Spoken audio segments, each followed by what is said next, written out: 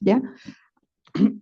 Bueno, pues continuamos con los trabajos del Seminario de Gestión de la Innovación, Mujeres que Transforman, Liderazgo e Innovación Tecnológica en las PYME mexicanas, organizado por la doctora Olivia Mejía Sánchez y por la doctora Rosario Castañón Ibarra, a quienes les damos las gracias por esta excelente reunión en la que nos invitaron a participar. Vamos a iniciar ahora con la mesa 2, estrategias de innovación de productos, retos y soluciones. Vamos a tener dos ponencias en esta ocasión a cargo de la doctora Mónica Santos Mendoza y de la maestra Laura Alejandra Almanza Ríos. Iniciaremos con la doctora Mónica Santos Mendoza, que nos va a exponer el tema del laboratorio al mercado, innovación científica con sabor a cacao de origen. Voy a leer la semblanza de la doctora Mónica. Ella es bióloga molecular de formación y emprendedora por convicción. Tiene doctorado con mención honorífica por la Universidad de París 11 en colaboración con el INRA Versalles, postdoctorado en el IBT UNAM y una estancia como profesora visitante en la Pennsylvania State University. Sus 5 publicaciones en revistas de alto impacto acumulan más de 1,300 citas con contribuciones clave a la regulación génica de semillas y el metabolismo de lípidos en plantas. Desde 2008 trabaja con teobroma, cacao en toda su complejidad, desde la biología del grano hasta la cadena productiva, la trazabilidad y la sostenibilidad. Ha participado como experta en el Comité Europeo de Normalización CEN 415, en el Comité ISO 34 SC 18 y en la actualización de la norma mexicana NMX-118. Es reconocida con la Cocoa Borlaug Fellowship de USDA o DA y la beca para las mujeres en la ciencia de L'Oréal UNESCO AMC. Fundó AMEU Chocofusion, su marca de chocolate de origen, y su trabajo más reciente, publicado por el Fondo de Cultura Económica en 2025, aborda el rescate del cacao prehispánico y su aprovechamiento sustentable. Una científica que hace que el conocimiento tenga consecuencias reales en el territorio. Le agradecemos mucho a la doctora Mónica su presencia y pues iniciamos con su ponencia, por favor. Muchas gracias.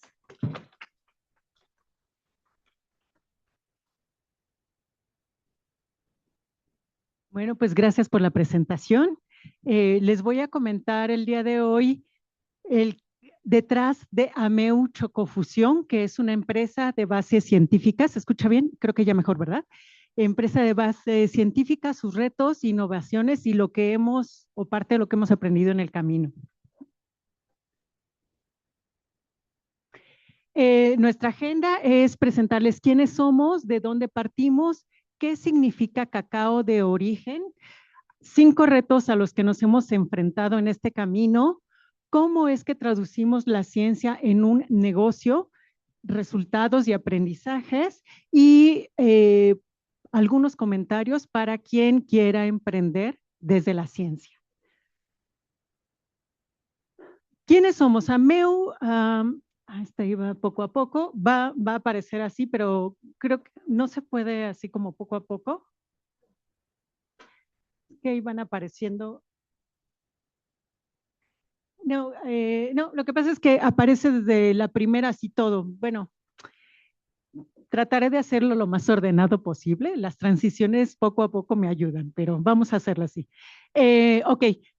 AMEU Chocofusión significa una fusión entre los más de 5,000 años de domesticación del cacao en América y los aproximadamente 300 años de desarrollo en tecnología y técnicas en chocolatería hechos en Europa que nos hacen conocer el chocolate que consumimos hoy en día, diferente al que se creó en nuestras culturas prehispánicas. Se fundó en el 2020 donde se usa cacao exclusivamente de origen, y vamos a platicar qué es esto, y se procesa de manera artesanal totalmente.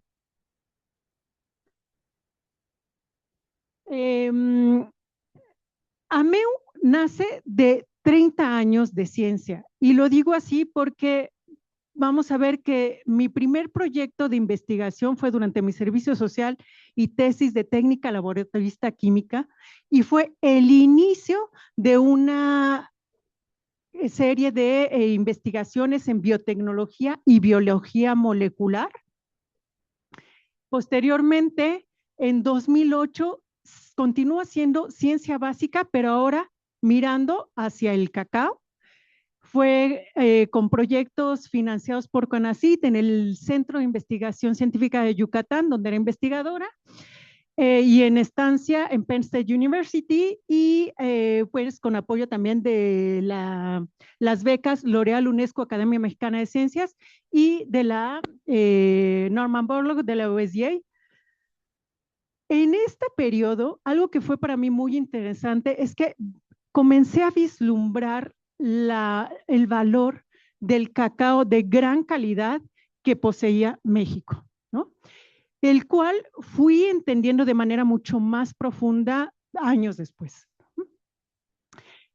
A partir de 2012 ya empiezo a innovar en la cadena productiva cacao-chocolate totalmente, con proyectos con dos empresas hermanas que eran Frutas y Frutos Mexicanos, Aldeas Chancá.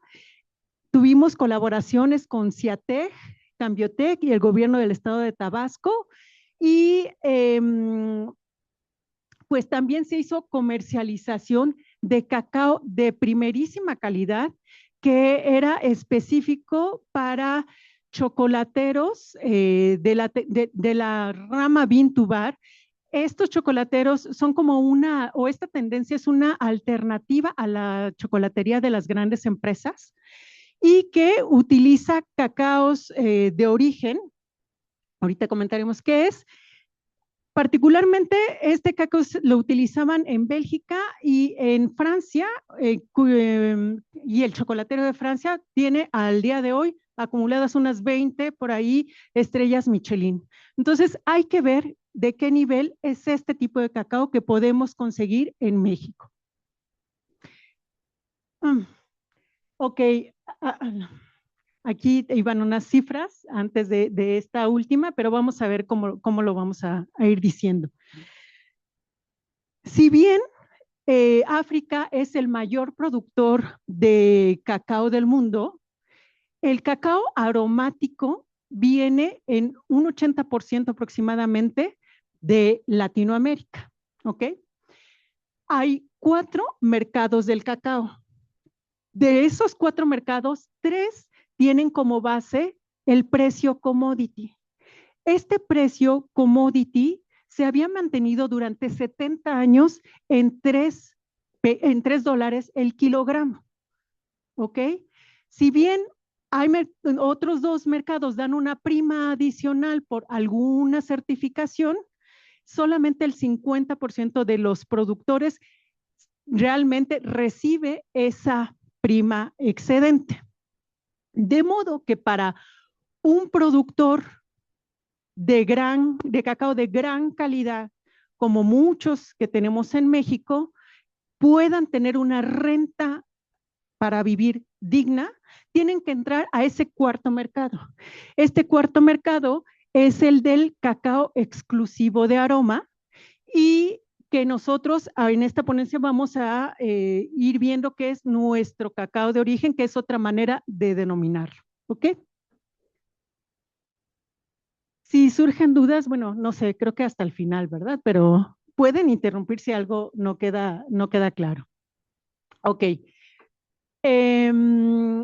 Ahora, el cacao de origen, para nosotros, además de que tiene una importancia en cuanto a los sabores y aromas que podemos ofrecer al público como chocolateros, también tiene una gran importancia en cuanto a conservación de la biodiversidad, porque este tipo de cacao es una herencia de la domesticación prehispánica que no se logró más que en la zona mesoamericana, ¿ok? Y que si ustedes ven aquí, de las dos regiones que trabajamos, Tabasco y Chiapas, con Agrofloresta, Rayén y aquí Cuauhtémoc, Guillén, con 3 tipos de cacao, si bien se comparte la acidez cítrica en las notas de cata y que esa acidez cítrica proviene de cacaos de este tipo que son criollos o algunos, y la característica es que sean granos blancos que al ser procesados nos den chocolates café rojizos que si ustedes hacen memoria de lo que han consumido el mercado, pues no lo encuentran. Ustedes encuentran unos cafés bastante intensos y es de otro tipo de cacaos, muy comúnmente sería de cacaos africanos, a los que se les adiciona además muchos sabores, etcétera, etcétera, etcétera. Aquí nosotros tratamos de tener lo más impecablemente tratado este cacao. Innovamos nosotros en tostado. No he encontrado reportes del tostado como lo hacemos nosotros, con el fin de preservar estas notas que, si ven, para cada una de nuestras accesiones que estamos trabajando son completamente diferentes. Por ejemplo, en este resaltan la nuez, cajeta quemada, piloncillo. En este otro, la uva pasa, el vino, el mezcal, la frambuesa. En el RD, rosas, frutos rojos, mango, café mezcal. Así que cacao de origen, además de biodiversidad, es también importante para los sabores que podemos ofrecer. Recientemente, la semana pasada, hemos regresado nuevamente del Soconusco y hemos traído cacao de la finca Cuatro Hermanos y estamos por determinar las notas de cata.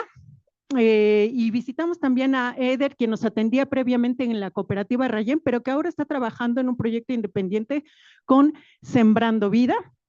Y bueno, pues algo que también tenemos y es muy importante es esa interacción directa con el productor.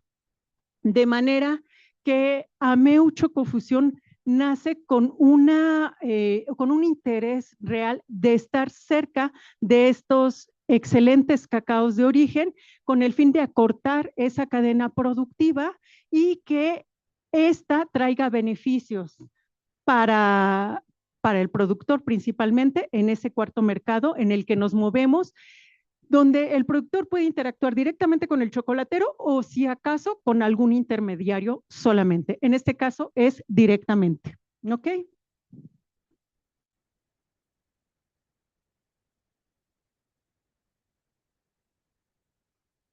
¿Por dónde?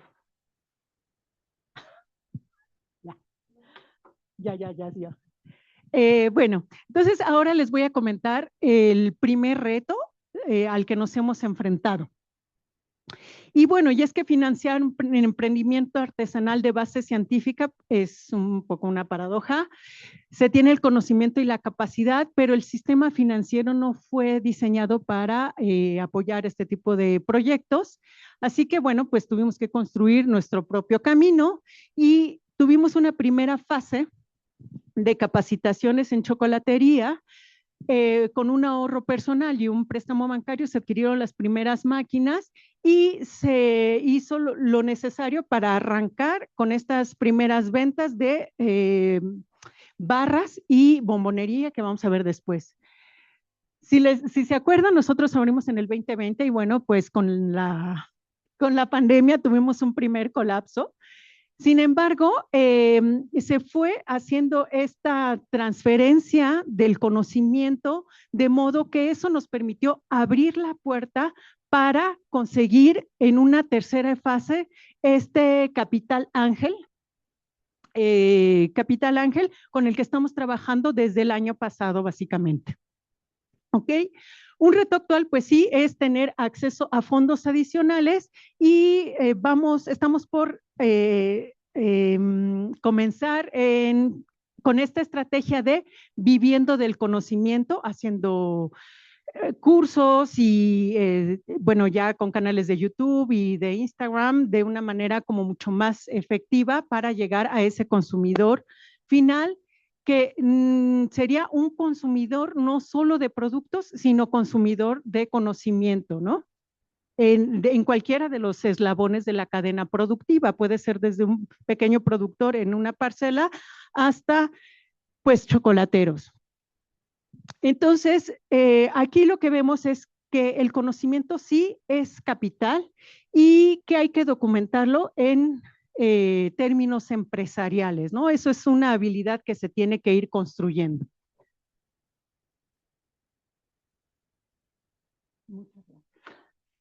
Ok. Un segundo reto fue proceso y presentación de nuestro producto. ¿Sale? Si bien nosotros partimos de formulaciones de base teórica, fundamentados en base teórica, donde,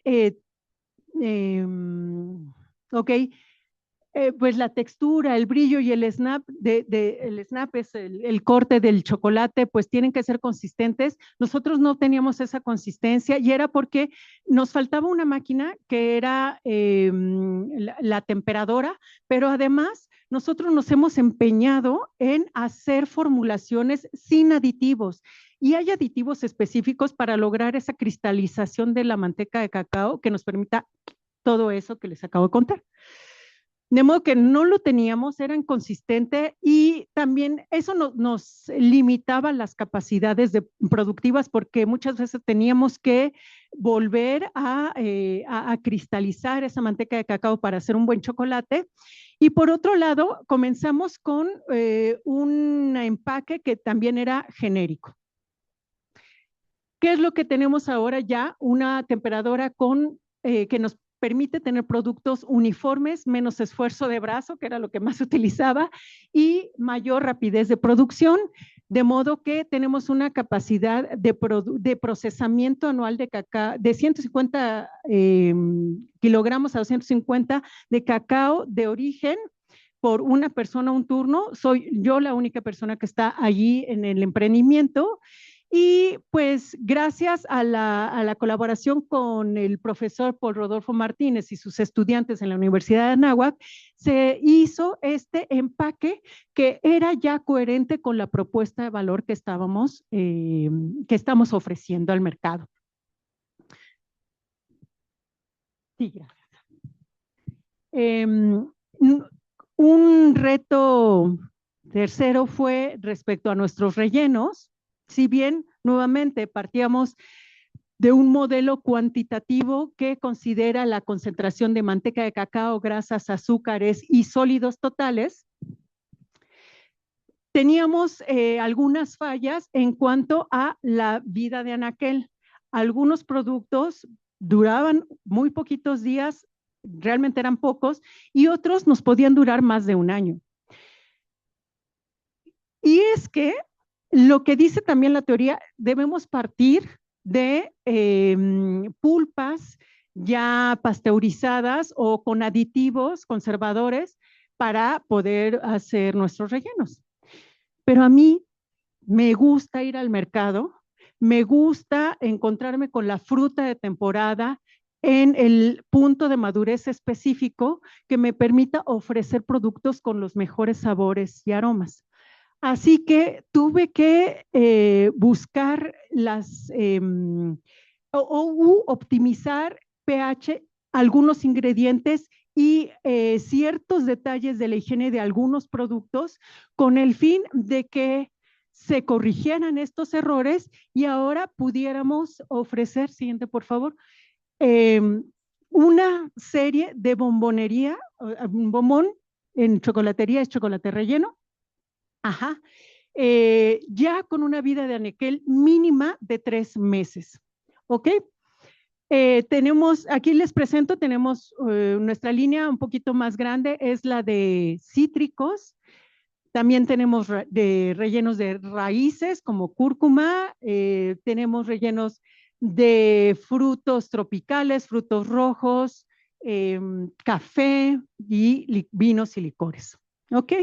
Siguiente, por favor.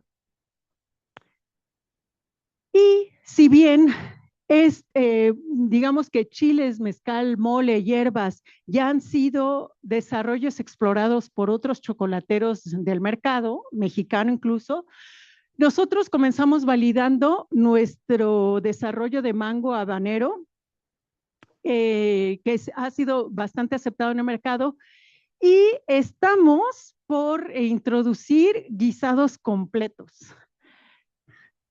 tinga y pozole, algunas combinaciones como flor de calabaza, ajo epazote, jalapeño, papa queso, espinaca, tocino, y el tocino ya ha sido validado en chocolatería, y a lo mejor algo que se acerca un poco más es la trufa de morcilla que se presentó en Londres en 2012.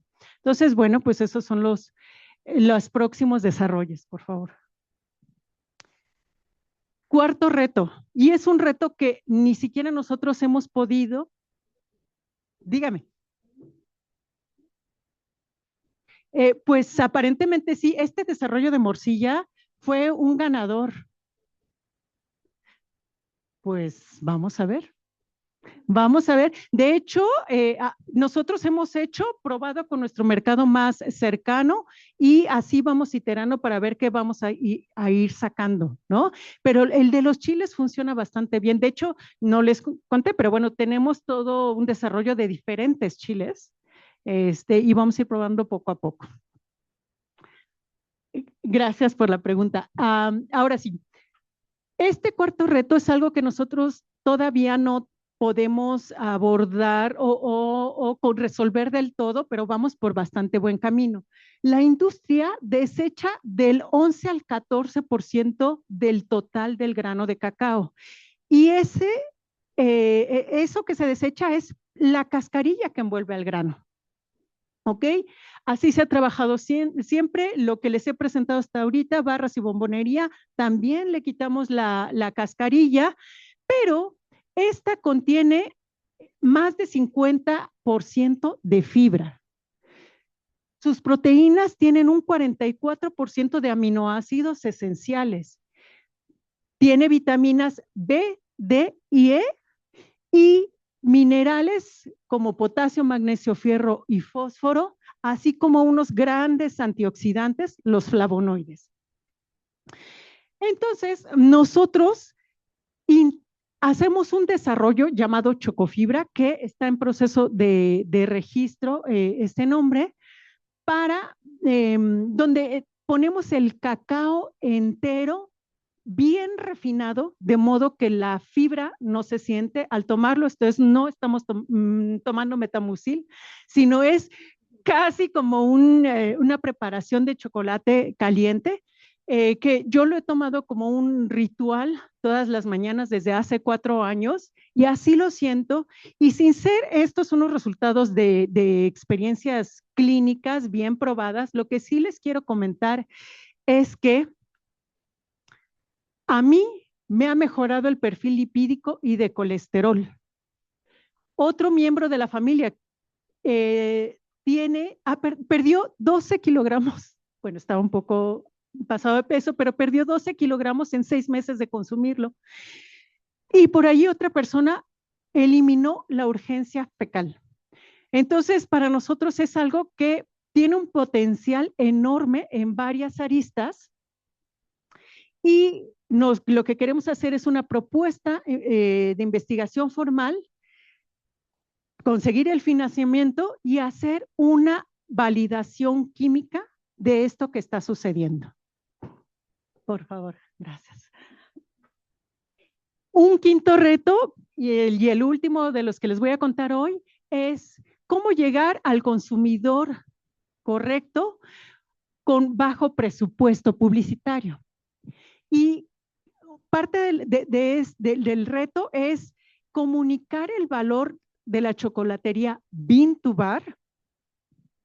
A quien no conoce este proceso, que pueda convencer a la gente de pagar el precio justo, y que por supuesto se esté consciente de que eso va a impactar en la base de la cadena productiva, y que, como ya vimos, es para estos para que los guardianes de este patrimonio biocultural que tenemos en México se siga preservando, ¿ok?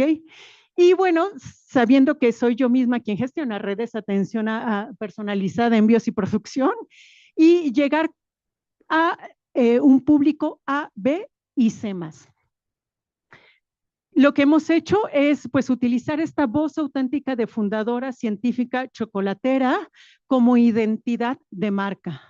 Hacer un storytelling científico dando relevancia a la trazabilidad y la investigación como diferenciador real. Hemos llevado a cabo una catas en línea donde se hace una publicidad pagada, una venta anticipada, nos reunimos todos y hacemos parte de la educación a la audiencia y empezamos a crear comunidad. Tenemos también nuestra tienda en línea propia como canal principal de venta y comenzamos hace realmente muy poco tiempo, 2 meses, la venta en un primer punto aliado, que es la cafetería de especialidad El Otro Café en la colonia Anzures. Bueno, pues, ¿cómo ir del conocimiento riguroso a un sistema de negocio? Tenía el hábito de escribir proyectos de investigación y convencer a un comité para recibir recursos, pero convencer a un mercado de comprar productos de primera calidad es una historia completamente diferente. Así que, pues, se tuvo que también buscar conocimiento para poder desarrollar esta identidad de marca, abrir ese chip para tener la mentalidad de inversor y emprendedor. Se valida con datos reales del propio negocio el siguiente paso que se ha de dar. Se tiene el sistema de identidad, oferta, modelo financiero, portafolios de cursos integrado, y esto ya atiende a quien solo busca del placer del chocolate en estas catas, como les comento, pero estamos por lanzar ya los cursos que puedan transmitir conocimiento diverso, desde básico hasta especializado, a actores de esta cadena productiva, y teniendo ya un sistema completamente integrado. Entonces, estos retos pues nos dejan estos datos que tengo encima, pero aprendizajes adicionales es que la ciencia no garantiza el éxito comercial per se. Gracias. Artesanal no significa sin rigor. Nosotros tenemos que tener un rigor tal como el de la gran industria. El emprendimiento artesanal es sistémico, ya que producción, marca, ventas, logística y finanzas pues pasan solo por estas mismas manos. Y bueno, la transparencia sobre la etapa, cada etapa es una ventaja, como les decía, para poder dar un siguiente paso siempre lo más asertivamente posible. Siguiente, por favor. Ok. Pues emprender desde la ciencia es un acto de fe en el propio conocimiento. ¿Ok? Y si bien se tiene ciencia, rigor, cacao de origen y la convicción de hacerlo todo bien desde el principio, también quiero decirles que el know-how científico sí es una ventaja competitiva real, pero hay que saber transmitir esto al mercado.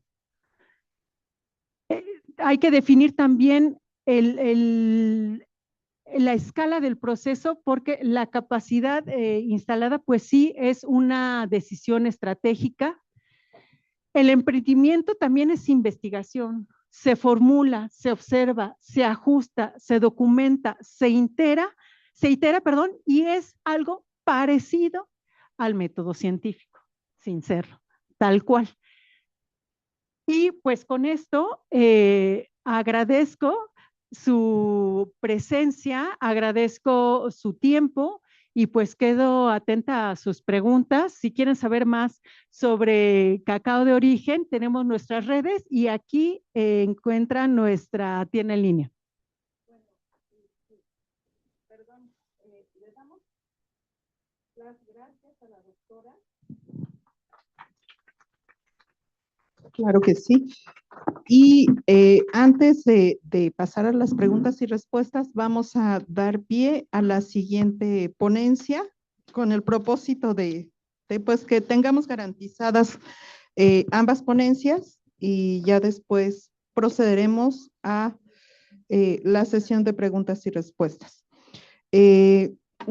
Nuestra siguiente expositora es la maestra Laura Alejandra Almanzos Ríos, que nos va a presentar la ponencia Construyendo el Futuro, Estrategia para la Integración del Pipeline.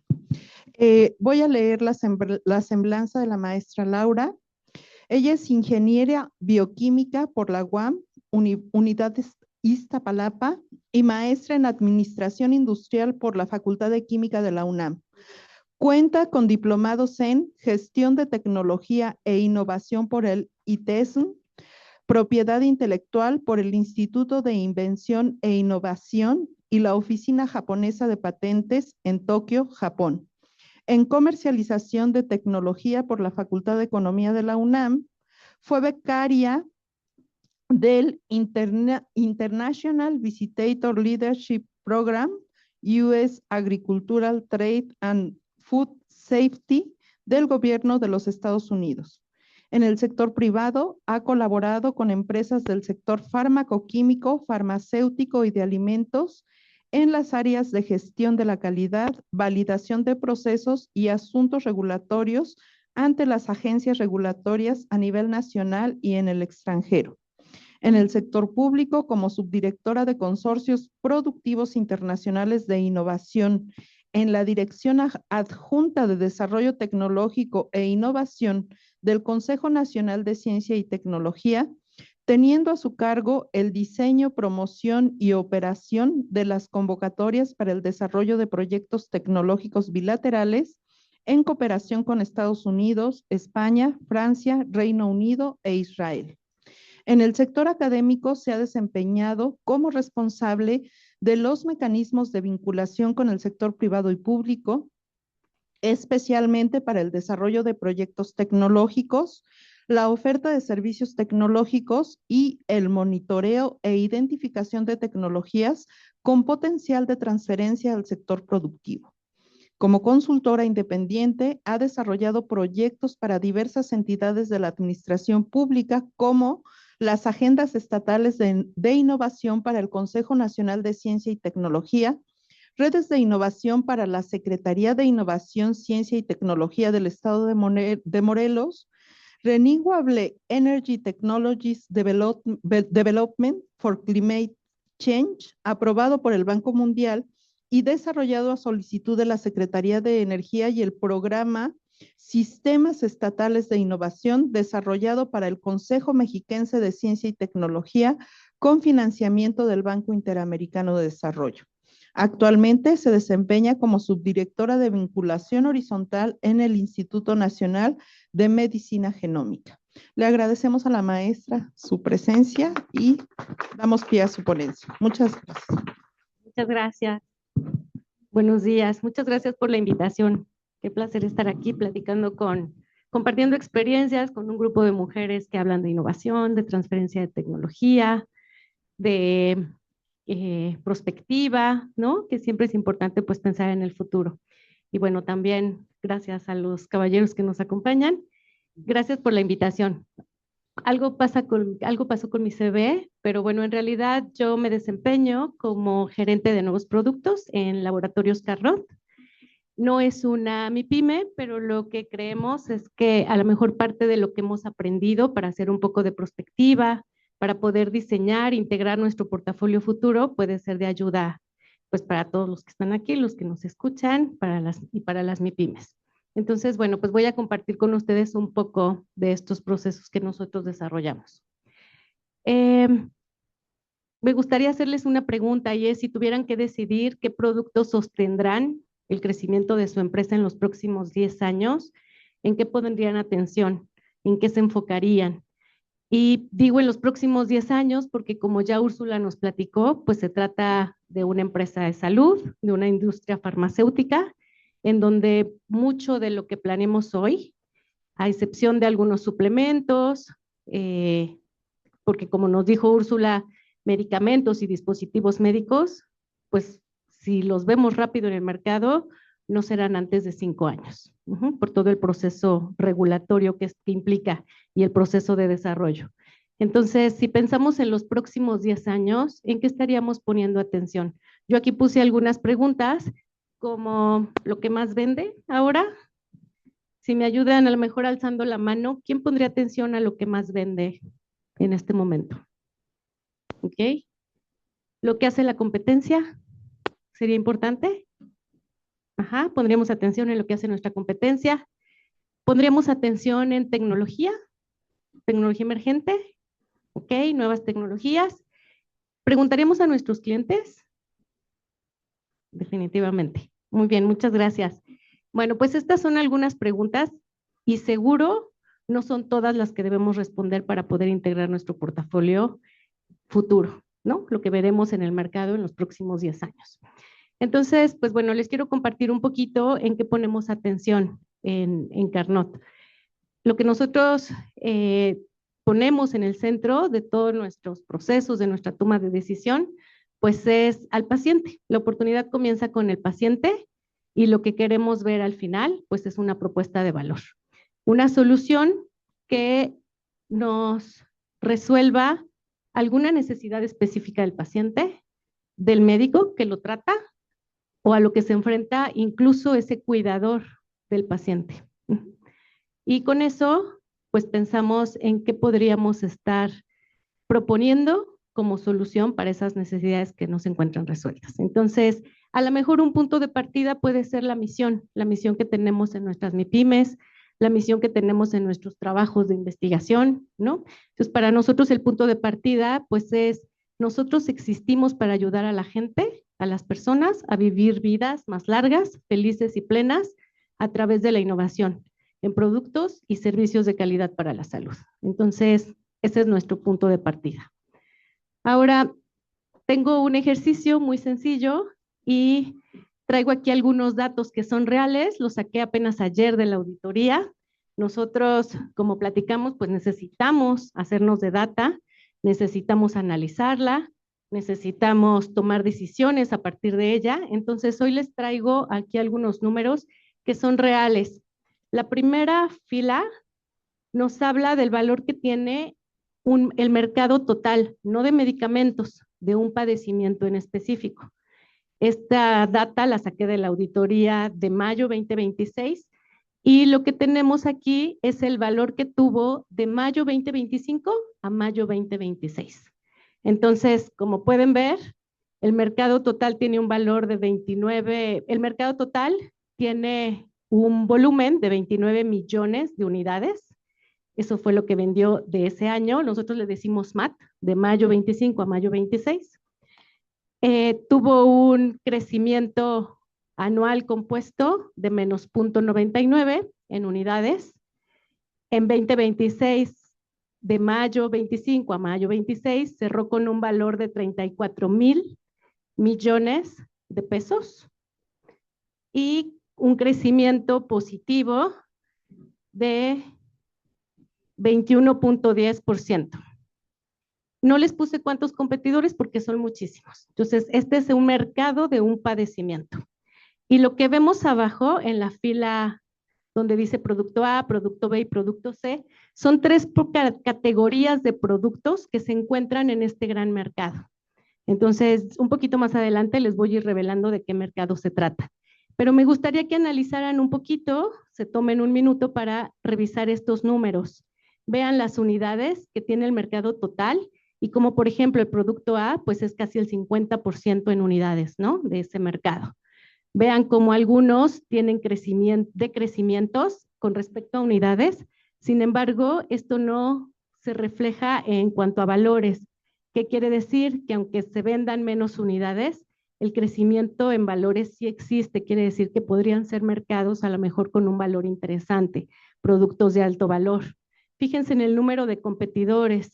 Tenemos, en el caso del producto A, 57 competidores, entonces parecería ser un mercado a lo mejor un tanto saturado, pero también podría ser un mercado muy maduro. Tenemos en el producto B solamente 3 competidores y con un valor muy importante. Ahora, ¿a qué se deberá que tengan estos crecimientos? Podría tratarse a lo mejor de un mercado muy nuevo que ha mostrado gran crecimiento, ¿no? En los últimos meses estamos midiendo, como les dije, la auditoría de un año, de mayo a mayo. Entonces, me gustaría que alzaran la mano y me dijeran, si ustedes fueran los inversionistas y van a tomar una decisión, ¿a qué producto le apostaríamos? ¿Quiénes de ustedes le apostarían al producto A? ¿Ok? 3 personas le apostarían al producto A. ¿Al producto B? ¿Ok? Casi todos al producto B. Entonces, podemos pensar que a lo mejor incluso tenemos 3 acciones. Entonces, las podemos poner las 3 en un producto, podemos distribuirlas y a lo mejor disminuir un poco el riesgo. ¿Quién apostaría al producto C? Ok, muy bien. Pues bueno, la mayoría nos fuimos por el producto B, parece ser el más atractivo, ¿no? Un gran mercado en cuanto a valores, un gran crecimiento, aquí están los valores, perdón, un gran mercado en cuanto a valores y un gran crecimiento tanto de unidades como valores y muy poco saturado, muy poquitos competidores. Entonces, pues bueno, ahora sí les platico un poco qué productos son. El producto A, donde teníamos 57 competidores, para empezar el mercado que yo les planteé es el mercado de diabetes. Es el mercado de diabetes en México a nivel nacional. Es un mercado importante, de gran crecimiento, y ahora les platico un poco cómo están las tendencias. Ahora, el producto A es metformina, la muy conocida metformina, puede ser monoterapia o en combinaciones con algunas otras moléculas con nuevos mecanismos de acción. Pueden ser a lo mejor algunas metforminas con alguna tecnología, como a lo mejor una liberación distinta. El producto B son los GLPs. ¿Algunos de ustedes conocen los GLPs? ¿Sí? Han escuchado de los Ozempics, los Mounjaros, ¿no? Todos estos productos que se encuentran en el mercado de Novo, de Lilly, que tienen un mercado interesante en donde solamente tenemos 3 competidores. Pues bueno, estos son los GLPs. Conocerán pues a Victoza, que es la liraglutida, Ozempic, Mounjaro, Wegovy. Y por último, en el producto C teníamos a las insulinas. Entonces, pues bueno, como les platicaba, este es el mercado de diabetes. Y me gustaría que me dijeran si su decisión cambia, o sea, cambia su decisión una vez que conocen el nombre de las moléculas, el nombre de los productos, sí cambiaría. ¿Ok? Entonces ya platicaremos un poco de por qué cambiaría nuestra decisión cuando entonces conocemos las características de estos productos. Y justo, pues es cuando empezamos también a pensar en nuestras capacidades, ¿no? O sea, por ejemplo, para pensar en algunos productos como los GLPs y las insulinas, probablemente necesito ser una empresa biotecnológica o tener alianzas con empresas biotecnológicas, ¿no? Si soy una empresa que más bien basa su fabricación en moléculas pequeñas, en moléculas de síntesis, pues entonces tal vez mi participación podría estar acá. Entonces, algo que queda de aquí, pues es que nuestro conocimiento o nuestras decisiones cambian a partir de que tenemos información, ¿no? A partir de que tenemos mayor conocimiento. Otra cosa que también me gustaría preguntarles es, ¿por qué decidimos que sí invertíamos en uno u otro si lo que les compartí fue solamente información del pasado?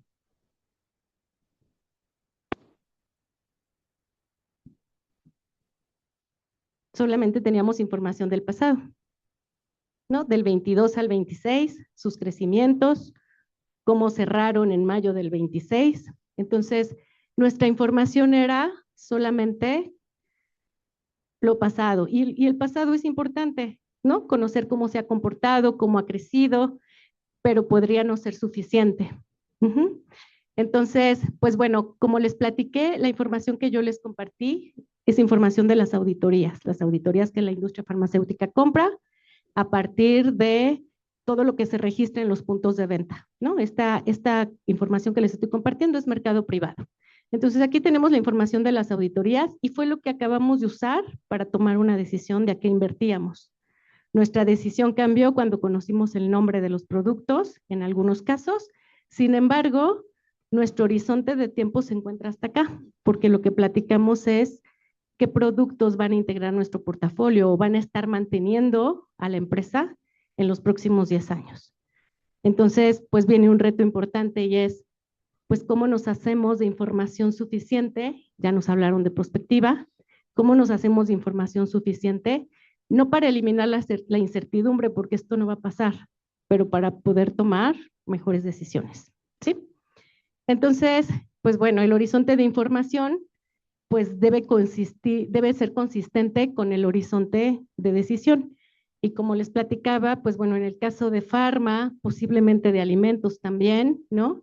Implican pues muchos temas regulatorios, temas en los que tenemos que poner atención porque nuestro producto no va a estar mañana en el mercado. Sí, entonces tenemos que prever cuáles van a ser las condiciones de esos mercados futuros. Entonces, bueno, les platico un poquito la metodología que nosotros hemos estado implementando y les traigo un caso justo de estos mismos productos. Nosotros no estamos en la línea terapéutica de metabólicas, que es donde se encuentra el mercado de diabetes, pero me parece que es un caso interesante y que nos da, pues a lo mejor un poco de perspectiva de cómo podemos hacernos de información, qué tipo de información deberíamos de estar revisando y cómo la podemos utilizar para tomar decisiones. Entonces, pues bueno, nosotros lo que ponemos atención como empresa farmacéutica, pues es intentar entender quién va a ser el paciente en el futuro, porque lo que puede pasar es que el paciente que yo conozco ahora no va a tener las mismas necesidades dentro de 10 años, ¿sí? Entonces, ¿quién será nuestro paciente? ¿Cómo va a ser tratado? ¿Cómo se tratan ahora será como se tratarán en 10 años? Probablemente sí, probablemente no. Y hay algunas áreas terapéuticas en donde la tecnología pues ha cambiado muy rápido, ¿no? En unos cuantos años. ¿Cómo será el mercado? ¿Va a haber vencimientos de patentes? ¿Cuántos competidores va a haber? ¿Va a haber productos disponibles o no? ¿Cómo van a estar los precios? Algo también muy importante y platicábamos cuando ya nos hacemos del nombre de los productos, es se alinea con mis capacidades como empresa, con nuestra estrategia, con nuestra visión, nuestra misión, qué riesgos implica, está acorde a los riesgos que yo quiero correr y a las inversiones que queremos hacer. Y pues creo que algo que es muy importante es cómo podemos hacerlo mejor. Ajá, entonces, ¿cómo podemos hacerlo mejor con respecto pues a lo que ahora existe en el mercado? Con respecto a las soluciones que yo puedo prever que van a estar en el mercado, porque es la única manera de mantenerme competitivo.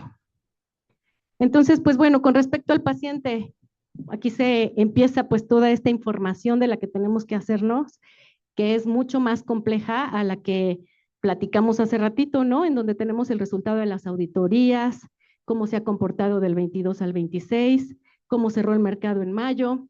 Pero bueno, ¿qué pasa cuando empiezo a pensar en el paciente? ¿Qué edad tiene mi paciente? ¿Es hombre o mujer? ¿En dónde vive? ¿Cómo es el clima en donde vive? ¿Es productivo? O a lo mejor en un padecimiento como la diabetes pasa por diferentes etapas durante su enfermedad. A lo mejor empieza desde una edad reproductiva, entonces tiene ciertas necesidades. A lo mejor transita por la menopausia o a lo mejor se encuentra en una etapa geriátrica. Entonces a lo mejor ya no es independiente y alguien lo cuida. ¿Qué necesita su cuidador? Entonces pensar en padecimientos como estos, pues nos hacen también pensar en las necesidades que puede tener el paciente a lo largo de toda su enfermedad.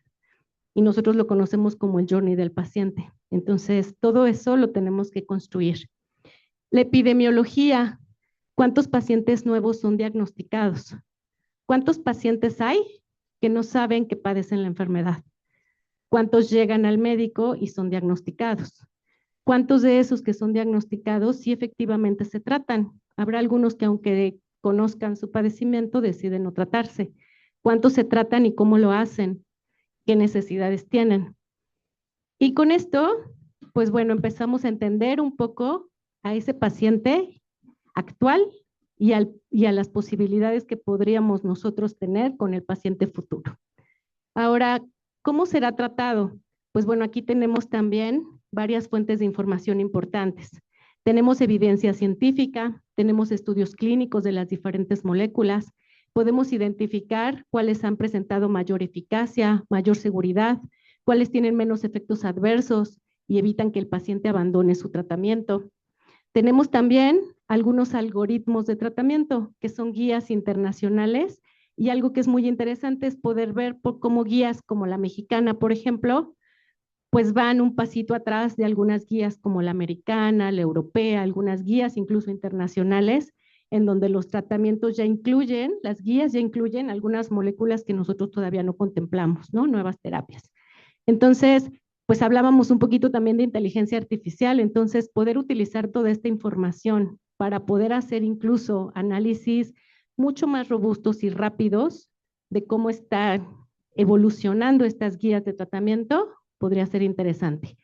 Y otra cosa es cómo ha evolucionado la tecnología, cómo están cambiando las moléculas que ahora se usan para tratar este padecimiento. Las diferentes fases, ya Úrsula nos platicaba de cómo estaban esas fases clínicas, ¿no? Y todo el trayecto que siguen para demostrar que son seguras y que son eficaces. Entonces, bueno, algo en lo que tenemos que pensar es este paciente del futuro, ¿qué me va a pedir?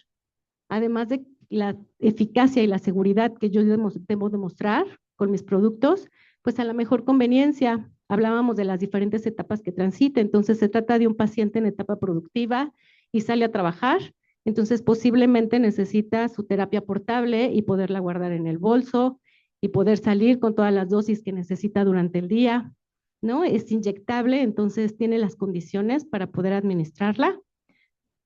Cómo yo aumento la conveniencia para el paciente para permitir su adherencia y que no abandone su tratamiento y sobre todo, pues que impacte en su calidad de vida. Ahora les traigo justo el caso de los 3 productos que encontramos que tienen un gran valor. Están los 3 solitos, la mayoría decidimos invertir en esos productos. Y bueno, ¿en qué otras cosas tenemos que poner atención?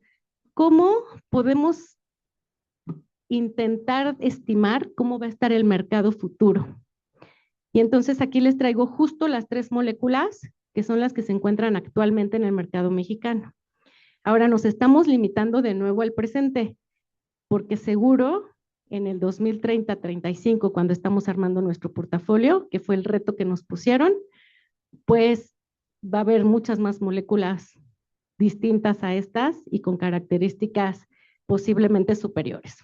Entonces, nuestra primera molécula era liraglutida, es la molécula más viejita, se lanzó en México en el 2010, en el 17 venció la patente del API y de indicación, es decir, del principio activo y de su indicación para ser utilizada para tratar diabetes tipo 2.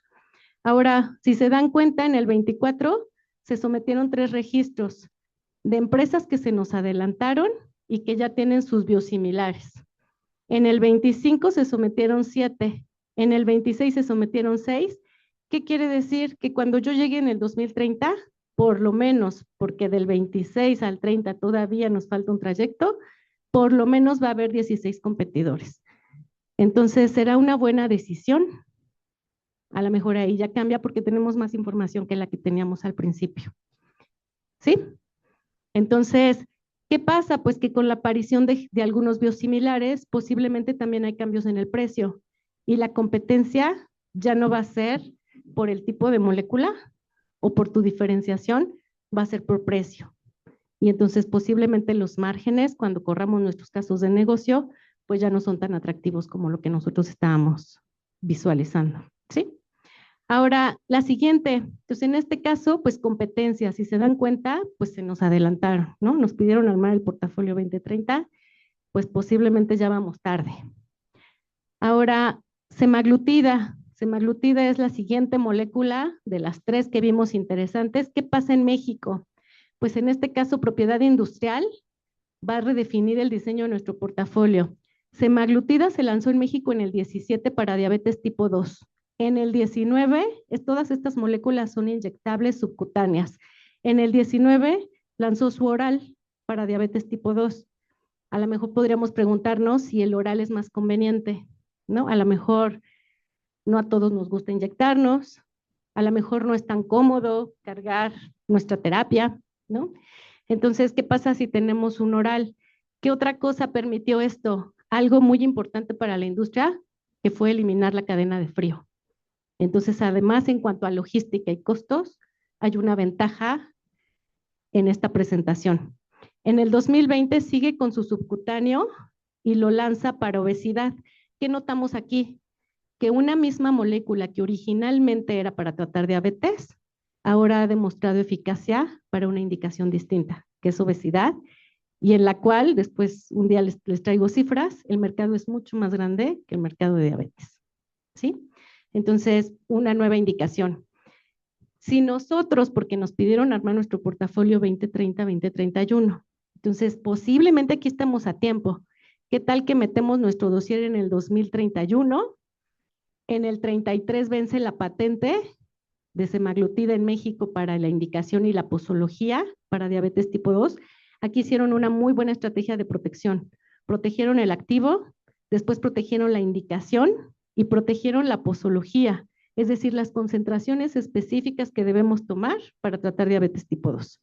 Quiere decir que aunque el activo venza, si yo no hago mis propios clínicos y demuestro que a otras concentraciones también es eficaz, entonces no puedo utilizar prácticamente semaglutida y su indicación para diabetes en esas concentraciones. Pero ¿qué pasa? Que también hay posibilidades de extensión. Cuando el INPI se atrasa en otorgarnos una patente, la empresa puede pedir que le extiendan el tiempo de vigencia para compensar ese tiempo que el INPI le quitó para tener esta exclusividad. Entonces yo someto, me lo otorgan en 2 años, pero si ellos deciden extender, chin, ya me quedé con mi inversión, con mi desarrollo y con algunos años detenida porque no voy a poder estar en el mercado, porque si salgo a mercado, pues estaría invadiendo derechos de terceros. ¿Sí? Ahora es un caso muy distinto en Brasil. ¿Qué pasa con empresas como Carnot, en donde comercializa en México y también comercializa en LATAM? Fíjense qué distinto es en el caso Brasil. En el caso Brasil, la patente vence en el 26, como en el resto del mundo. Ah, pues entonces, ¿por qué no vamos a Brasil? ¿Por qué no empezamos primero comercializando en Brasil una molécula como esta y después vemos nuestra oportunidad en México? Pero pues ya nos encontramos también con otro tema. En Brasil acaba de salir un biosimilar de semaglutida en 2026 que se llama Ocivi y que se encuentra 30% por debajo de semaglutida. Y entonces ahora vienen otras consideraciones, territorialidad. No es lo mismo pensar en un mercado México que en un mercado LATAM y posiblemente incluso manteniéndonos dentro del país, no es lo mismo comercializar en el centro que en el norte o en el sur. ¿Sí? Ahora, en el caso de PI, también las cosas cambian de propiedad industrial. Y otra cosa importante, pues es la regulación. En el caso de Brasil hay control de precios. Entonces, en cuanto tenemos un genérico o un biosimilar, el precio baja y ninguna empresa puede salir con un producto a un precio superior. Entonces, tenemos control de precios y probablemente los márgenes que yo estaba considerando aquí, pues no los voy a alcanzar. Y mi caso de negocios, pues se va a caer. Y finalmente, teníamos 3 moléculas y aquí está la tercera, tirzepatida, a donde decidimos invertirle, ya sea lira, sema o tirce. Ahora, en el caso de tirce, se lanzó en el 22, para diabetes tipo 2, en el 23 para obesidad y la patente vence hasta el 36. Entonces, pues bueno, en este caso ya nos salimos del marco, del horizonte que nos pidieron. Nos dijeron que armáramos el portafolio del 30 al 35. Entonces, por lo pronto, esta molécula no entra. Ahora, con este escenario y con todos estos datos que hemos analizado, ¿cuántos de nosotros invertimos en el producto B o en el conjunto de moléculas del producto B? ¿Todavía? ¿Ok? Y a lo mejor otras opciones es desarrollar, esperar al vencimiento y tener mi estrategia de comercialización. Algo que nos ha pasado con este mercado, que también es muy relevante, es que podríamos estar esperando que nos toque una rebanadita de ese pastel, ¿no? De ese pastel que vimos de tamaño. Sin embargo, algo que hemos visto con este tipo de moléculas y en este mercado en específico es que cuando salen biosimilares o genéricos, el mercado crece, a diferencia de otros mercados. ¿Eso qué nos dice? Y también es importante y por eso hay que hacer un análisis pues para cada proyecto, ¿no?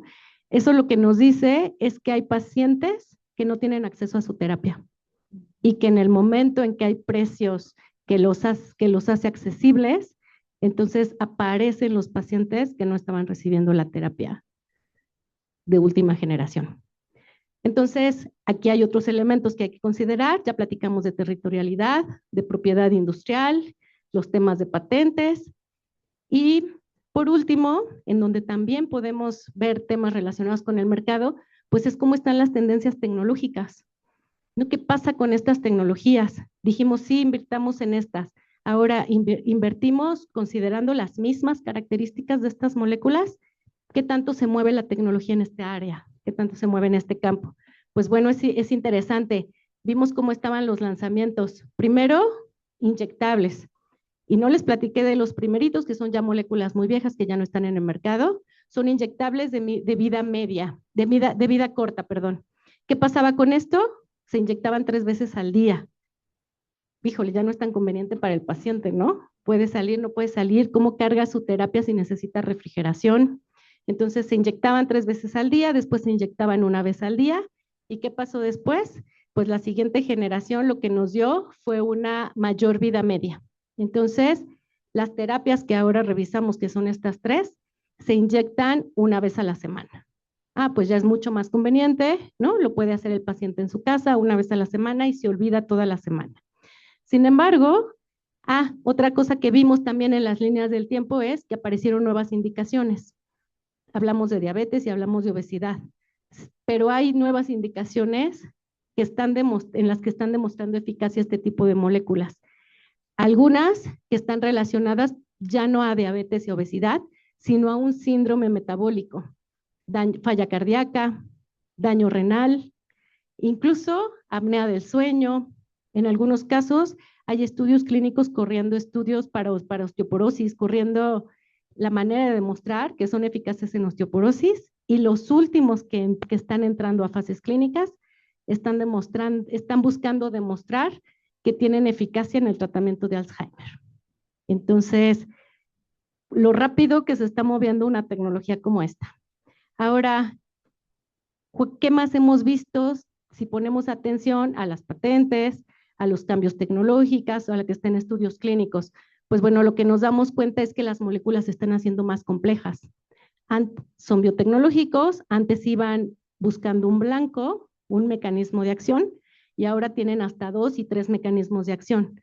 Entonces, ¿qué pasa como resultado? Pues que las personas pueden controlar más rápido sus niveles de glucosa, pueden bajar más rápido de peso, y lo que se ha demostrado es que a la baja de peso también mejora nuestros niveles glucémicos, disminuye la falla renal, el daño cardiovascular. Entonces, son moléculas más complejas y finalmente, ¿qué estamos encontrando? Que ya no son más moléculas biotecnológicas. Ahora son moléculas pequeñas, son de administración oral, evitan la cadena de frío. Y entonces, ¿qué pasa con esto? Pues otra vez nos vamos a las capacidades de la empresa. Evitamos cadena de frío, pero además no solo eso.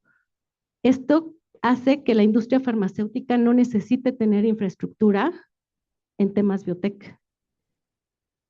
Puede volver a trabajar con la infraestructura y las capacidades que ahora tiene. Tener acceso a los activos y poder formular como lo ha hecho hasta ahora, teniendo tratamientos orales para el tratamiento de diabetes tipo 2, de obesidad. Les platicaba reducción de eventos cardiovasculares, de daño renal e incluso pues todo lo que están demostrando ahora, ¿no? Entonces, pues bueno, lo importante aquí es que ponemos atención pues no solamente en la data histórica, nos imaginamos al paciente en el futuro, ponemos atención a cómo van a estar cambiando los temas de tecnología, de patentes, y con esto pues podemos construir a lo mejor un escenario mucho más robusto como platicamos, no eliminamos la incertidumbre, pero a lo mejor pues podemos tener pues una decisión más acertada, ¿no? Más cercana pues al resultado que queremos.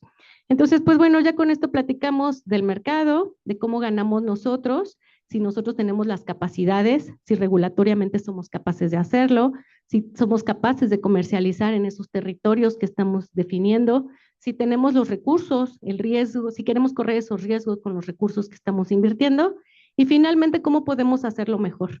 Entonces, el ver justo estas nuevas tecnologías, aunque aún no se encuentren en el mercado, pues nos pueden dar luz de cómo podemos mejorar, cómo podemos hacerlo mejor con respecto pues a la competencia, porque esto es lo que nos dará una ventaja competitiva.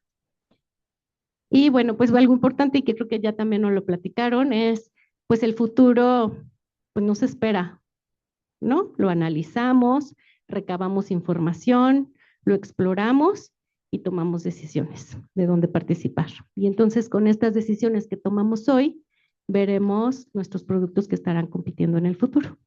Muchas gracias.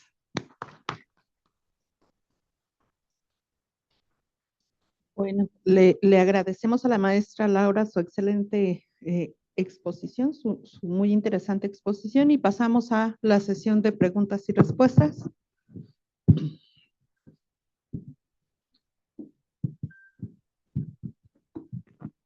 Gracias.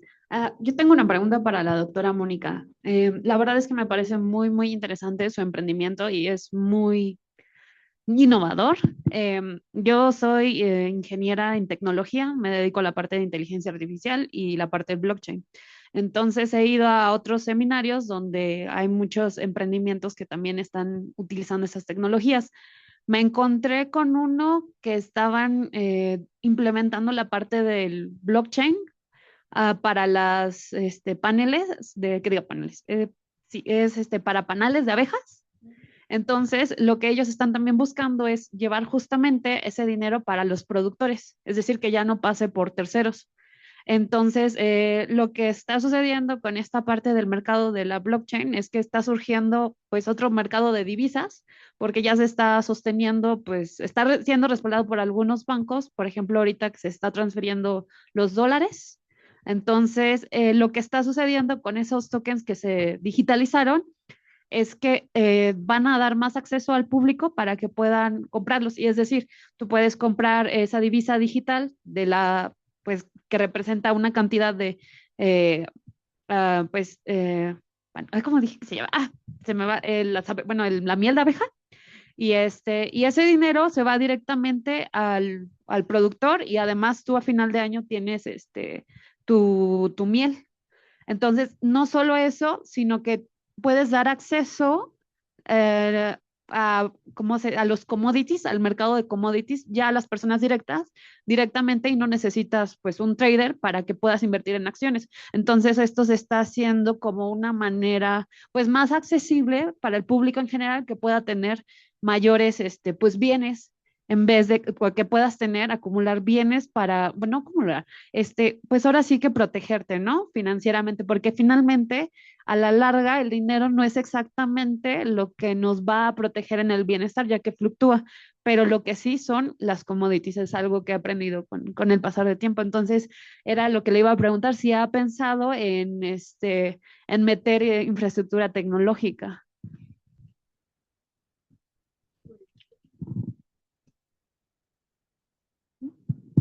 Perdón. Y la otra cosa que me faltaba mencionar es que lo que hace esta tecnología es justamente asegurar en una cadena de bloques que no se pueden modificar, que está 100% ahora sí que es certificado que tiene tal origen, tal regulación científica. Entonces es como que industrialmente te está asegurando que y puedes poner las certificaciones necesarias y nadie puede ir a hacer fraudulenta tu información. Bueno, a ver, no sé si esto aplique a los commodities per se, porque digamos que yo estoy más arriba en la cadena, ¿no? Yo lo que hago es ir con los productores primarios, que a lo mejor son ellos quienes podrían implementar estas estrategias, que me parece bastante interesante, sino que ya yo voy a otro nivel después del procesamiento, de la transformación del grano.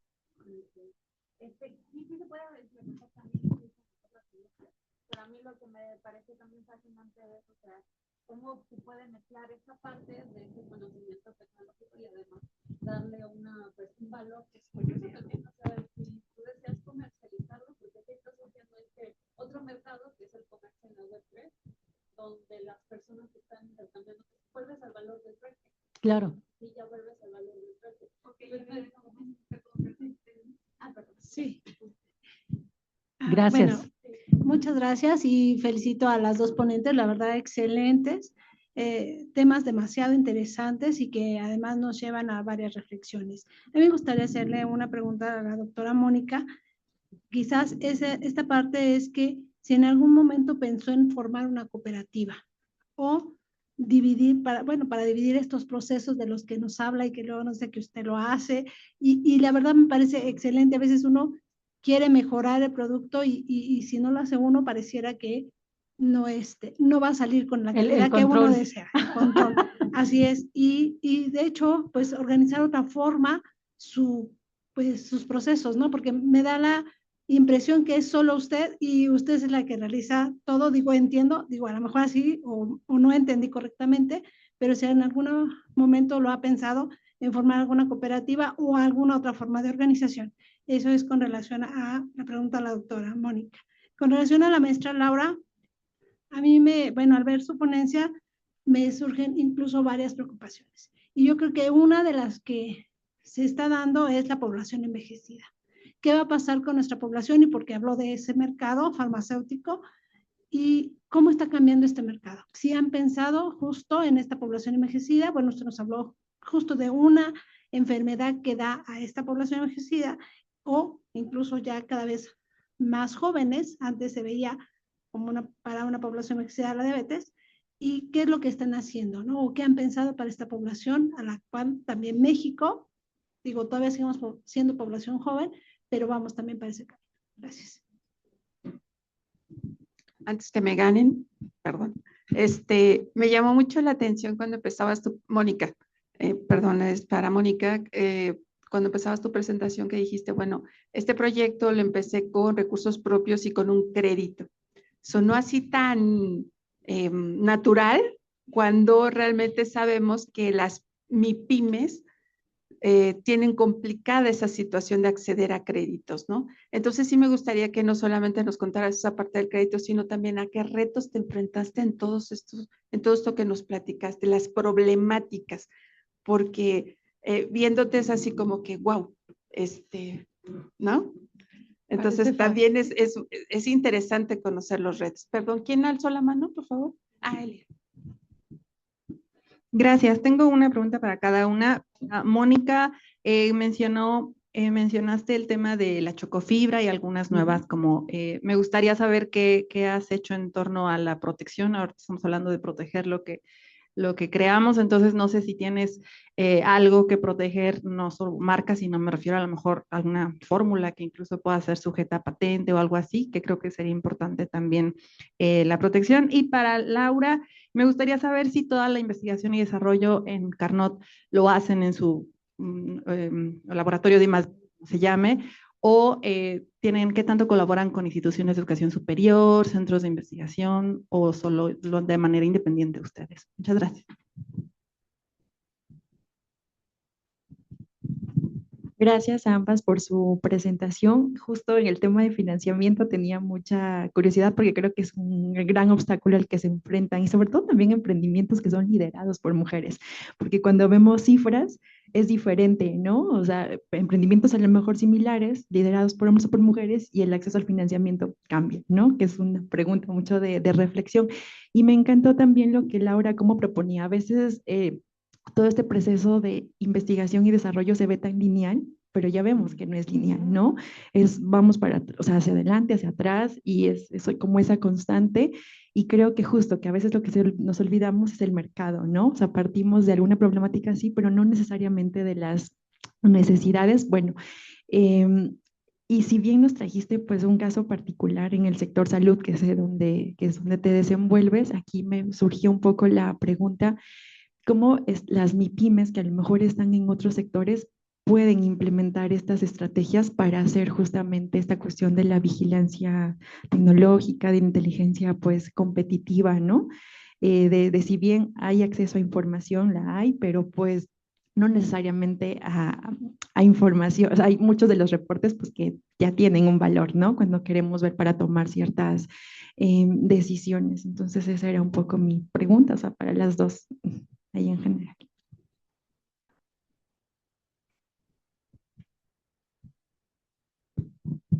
Bueno, yo tengo antes que nada agradecerles por haber aceptado nuestra invitación. La verdad creo que ha sido bastante interesante. Dos sectores que nada tienen que ver, ¿no?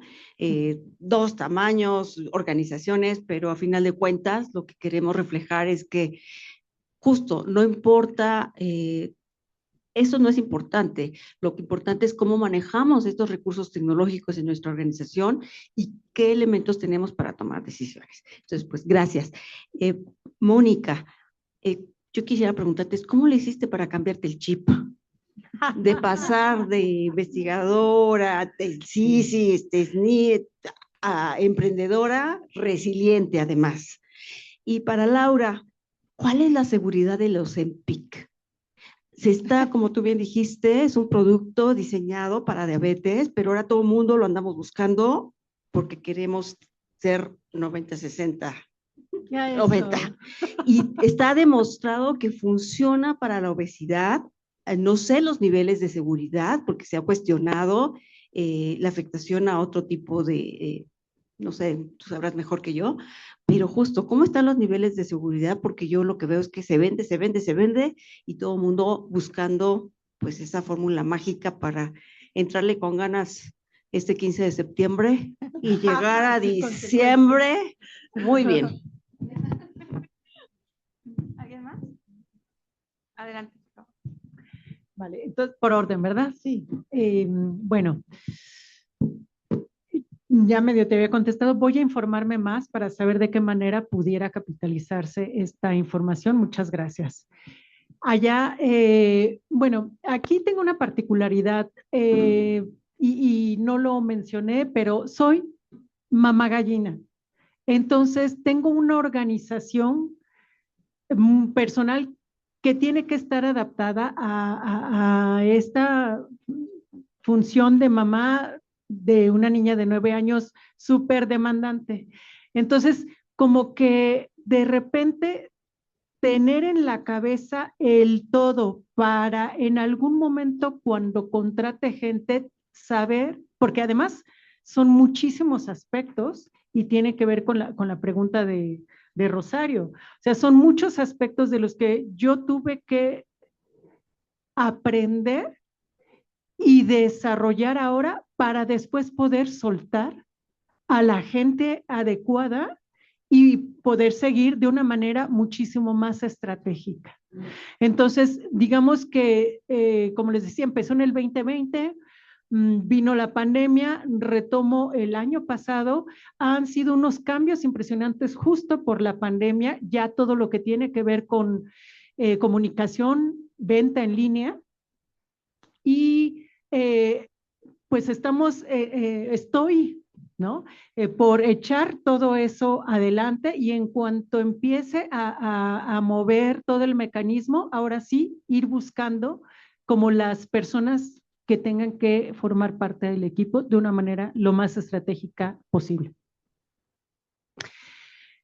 Sí, ay, perdóname, es que mi retentiva de repente no es tan alta. Ya, claro. Sí, mira, lo que yo creo es que lo que puedo proteger es como el secreto industrial, ¿no? De cómo se procesa, porque como que veo cómo producen los demás y siento que difícilmente podrían, no lo sé, hacer esto que estoy haciendo, ¿no? Creo que es como para mí lo más viable, ¿vale? A lo mejor es simple esta respuesta, ¿no? Luego acá acá, mira, ¿qué te puedo decir? Ese préstamo bancario fue realmente un préstamo personal y los préstamos personales que me ofrecieron, pues son de unas tasas bastante altas. Entonces, vivir esa experiencia fue tremenda. Así que, pues sí, y luego con pandemia, entonces pues me puse a dar clases, ¿no? Y entonces pues allí iba pagando y pues ya con el finiquito de donde estuve dando clases por más de 2 años, pues ya pude deshacerme de la carga del banco. O sea, sí fue dramático y no lo quise volver a hacer. Entonces, ya es que este Capital Ángel, pues ha sido algo que me ha ayudado muchísimo y que ha sido un respaldo. Y bueno, aquí está mi ángel que me ha capitalizado. Y entonces, pues sí, agradezco que se haya creído en el proyecto. Ay, perdón, me emociono. Que se haya creído en el proyecto y que se vea y se apoye en esa evolución para que funcione, ¿no? Y bueno, acá era la pregunta de, perdóname, al cambio de chip, no, bueno, o sea, mira, yo, a ver, cuando hablaba de 1991, me voy a esa época y yo tenía en ese momento la mentalidad de que yo iba a morir en un laboratorio. Era súper apasionada de la ciencia y lo que aprendía, y a los 17 años me metí a hacer mi primer proyecto de investigación y para mí era lo máximo. Cuando estuve en el Instituto Pasteur de París, bueno, yo me sentía guau, así soñada, ir a bajar mis cositas que necesitaba para mis proyectos, allí a la tiendita que estaba dentro del instituto, no tener que, o sea, que hacer una solicitud, que esperar a que me lo trajeran, meses o no sé. Entonces, para mí era así como guau. En el momento que me dijeron, tú no pagas aquí en el museo porque tú eres pasteuriana, yo dije, sí, soy pasteuriana. Y así fue que yo pensé que iba a ser científica hasta morir. Pero cuando regresé a México, me enfrenté con problemáticas ideológicas que hicieron que yo rebotara, ¿no? Y que dijera, bueno, es que parece que este no es mi camino, pero sí es mi camino. Y entonces tuve una gran fortuna de entrar de dirigir el Centro Multidisciplinario de Innovación Tecnológica, donde allí innovábamos. Y entonces sí salió mi alma ingeniera, o sea, soy ingeniera bioquímica industrial aquí con la colega. De la UAM Iztapalapa. Y esa vena ingenieril, bueno, me hizo como ya entrar en el campo desde literalmente el campo de producción de cacao, innovar en toda la cadena hasta el producto final, y eso a mí me motivó muchísimo. De hecho, cuando estaba en la maestría y yo ya quería dedicarme a la vinculación, tuve la oportunidad de hablar con Luis Herrera Estrella, un personaje muy importante en la ciencia, y le dije, oye, mira, me están invitando a participar en este proyecto y yo ya me quiero ir para allá. Me dijo, si quieres realmente hacer vinculación, haz un doctorado y eso te va a dar mucho más perspectiva. Y bueno, pues al final creo que fue un acierto el haber hecho el doctorado, y después por circunstancias, por ser mamá gallina, que ya no publiqué lo que tenía que publicar, que ya, o sea, mis publicaciones viejas van muy bien, pero al fin de cuentas viejas, ¿no? Y entonces como que para reconstruir todo, y ser una apasionada del cacao y el chocolate, y que en el o sea, durante mis reuniones de trabajo, yo decía, ¿por qué no tenemos este chocolate en México? Yo quiero ese chocolate. Y entonces me empecé a entrenar y siempre tenía esa cosquillita de hacer chocolate. Y simplemente lo empecé a hacer y ya no hubo quien me parara. Creo que es todo. Sí, ¿verdad? Bueno, aquí tengo mis notitas para no olvidar. Bueno, me preguntaban por qué estamos haciendo con respecto al envejecimiento de la población. Y bueno, yo creo que es algo que tenemos que reflexionar, no solamente la industria farmacéutica, ¿no? Sino en general la población, la sociedad. Desde el punto de vista de la industria farmacéutica, puedes pensar en innovaciones incrementales, pequeñitas, que puedan ayudar a mejorar la calidad de vida, ¿no? De ese sector de la población. Y podría ser, hemos diseñado algunas capas, por ejemplo, de fácil deglución, algunos polvos que son dispersables, algunos ODTs que entonces evitan pues que necesites agua, por ejemplo, para pacientes geriátricos, sobre todo que tienen algún deterioro cognitivo, evitar tener que darles la pastilla, agua y muchas veces pues con la desconfianza con el cuidador, ¿no? De sobre qué les están dando. Entonces, estas capas orodispersables en donde no necesitas agua podrían ser algunas soluciones. Y bueno, innovaciones pues ya un poco más disruptivas, pues bueno, hay mucha investigación en torno a algunas moléculas para deterioro cognitivo, anticuerpos monoclonales, sin embargo, pues bueno, todavía hay mucho que demostrar con respecto pues también a lo que la doctora Rosario nos decía, ¿no? También seguridad y efectivamente pues una eficacia. El problema con algunos padecimientos, como el caso de deterioro cognitivo, pues es que son estudios muy largos justo para poder demostrar pues que tienes una eficacia, posiblemente que detienes el deterioro o incluso pues que puedes revertir, ¿no? Cierto daño, entonces no es tan sencillo. Ahora, la verdad es que yo creo que es que como población, pues sí tenemos que reflexionar en cómo mejoramos la calidad de vida de esa población. Lo he pensado incluso pues yo misma, ¿no? Cuando tenga problemas posiblemente de movilidad, pierda cierta autonomía. Entonces, bueno, yo creo que hay muchas cosas que podemos hacer, no solamente desde el punto de vista de la industria farmacéutica, sino también como sociedad, ¿no? A veces pienso en nuestras mismas calles ni siquiera son aptas para caminar, ¿no? Me preguntaban con respecto a vinculación. Sí, un poquito a lo mejor hemos seguido el proceso que Úrsula nos platicaba. O sea, creo que ahora no tengo un ejemplo como de una transferencia de tecnología o un desarrollo tecnológico desde etapas tempranas. El Consejo nos ha pedido que invirtamos parte de los recursos a una nueva molécula, completamente nueva. Si se dieron cuenta lo que yo les platicaba hoy, pues es un poco ser seguidores, ¿no? Ser seguidores de estas grandes moléculas, de las empresas transnacionales que han invertido mucho en investigación y desarrollo y que además pues han asumido riesgos importantes, ¿no? Muchas moléculas que no avanzaron para que estas 3 llegaran a mercado.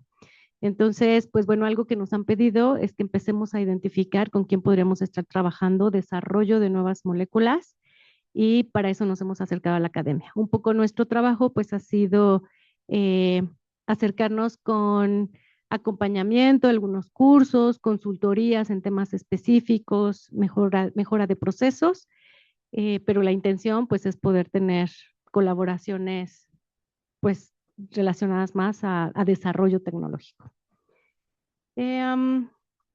Acceso a la información. Pues bueno, no me lo van a creer, pero no hace mucho, posiblemente hace unos 4 años, nosotros trabajábamos con la información que les mostré en la primera diapositiva, ¿no? Puras auditorías de mercado que sí efectivamente tienen un costo, es lo que algunas empresas como Noblock nos venden cada determinado periodo para poder nosotros medir un poquito cómo se mueve el mercado. La verdad es que a pesar de tener esa información, les digo que por lo menos el 50% del mercado, todo lo que esté en similares, por ejemplo, no es auditado. Entonces, algo interesante, pues es que tampoco tenemos la información completa, ¿no? Pero posiblemente si no la tenemos, pero sí entendemos un poco, pues estas tendencias, cómo la interpretamos y consideramos que podríamos estar careciendo de cierta información, pues creo que podemos construir mejores escenarios. Ya más recientemente nos hemos hecho de algunas herramientas que nos ayudan con temas de prospectiva, algunas herramientas como las consultoras de IQVIA, que nos diseñan un poquito cómo va a estar el futuro de ciertas moléculas, ¿no? Qué viene en fases y cómo va a estar moviendo el mercado toda esta aparición de genéricos o de moléculas con nuevos mecanismos de acción. Pero, por ejemplo, herramientas que tenemos para poder hacer evaluación de patentes, de tecnología, son herramientas que nos permiten concentrar lo que está en las bases públicas. Entonces, creo que de alguna manera sí tenemos pues los mecanismos y las fuentes de información para hacernos de información importante. Y a lo mejor algo también que es muy, que está muy al acceso de las pymes, de las MIPYMES, puede ser también pues esta consulta a sus clientes, ¿no? O sea, creo que algo que tienen ustedes y que a lo mejor empresas más grandes no tenemos, pues es este contacto con los clientes. Entonces, pues el poder conocer más de sus necesidades, creo que ustedes incluso lo tienen mucho más a la mano que lo que nosotros podemos tener, que incluso por temas de regulación no podemos tener un contacto tan cercano con clientes, sí con médicos, pero no con nuestros pacientes, ¿no? Que son los que viven su terapia día a día. Entonces, creo que ustedes tienen información muy importante cerca con su mercado. Y temas de seguridad. Bueno, este es un caso importante. Bueno, creo que algo que es importante y a lo mejor tenemos algunas experiencias, por ejemplo, con vacunas de COVID. Entonces, ¿qué pasa con moléculas que son tan nuevas, tecnologías que son tan nuevas y que además se están moviendo tan rápido? Y algo que también estamos viendo, pues es una aprobación rápida de este tipo de moléculas, ¿no? Cuando les platicaba de las generaciones y les decía, ya vienen los orales, pues de hecho ya fueron aprobados por la FDA el primer oral, se llama orforglipron, y está demostrando además eficacia en varios otros padecimientos. Entonces, creo que justo el riesgo que tenemos con este tipo de moléculas, pues es que pocas veces podemos ver efectos secundarios al corto plazo, ¿no? A nosotros nos habrá tocado, a los que ya tenemos más tiempo aquí en la Tierra, nos ha tocado retiro de algunos medicamentos, nimesulida, no sé si por ahí, yo recuerdo que mi papá me daba neomelubrina cuando era niña para el dolor de cabeza, también se retiró del mercado. Entonces, pues bueno, son riesgos que tienen todas estas moléculas que son moléculas nuevas, ¿no? Y que han sido pues aprobadas, pues sí, de manera fast track, de alguna manera demostrando pues que tienen ciertos beneficios en población que puede tener algunos riesgos. Ahora, lo que sí es cierto también, pues es el acceso que tenemos. Podemos ir a la farmacia y comprarnos un Ozempic, un Wegovy y no necesitamos una prescripción. Y dentro de los efectos adversos, pues mencionan que puede causar cáncer de tiroides y necesitarías primero tener un análisis médico, un acompañamiento médico previo a administrarte. Entonces también creo que crear pues esa conciencia en la población, pues de que a lo mejor siempre será mejor tener una buena alimentación, una buena actividad física antes de pensar en este tipo de moléculas que en realidad fueron diseñadas originalmente para población sí con un padecimiento crónico y que además pues afecta de manera sistémica, ¿no? Entonces creo que también es parte de la responsabilidad de las empresas farmacéuticas que concienticemos a la población sobre estos riesgos. Pues muchas gracias, agradecemos a las dos ponentes, muy interesantes sus proyectos y pues mucho éxito para ambas, que sigan adelante. Y pues entonces damos por terminada esta mesa, los invitamos el día de mañana a las mesas 3 y 4 de este seminario que van a continuar, el registro va a estar a las 10:30 y pues muchas gracias a todos por su asistencia.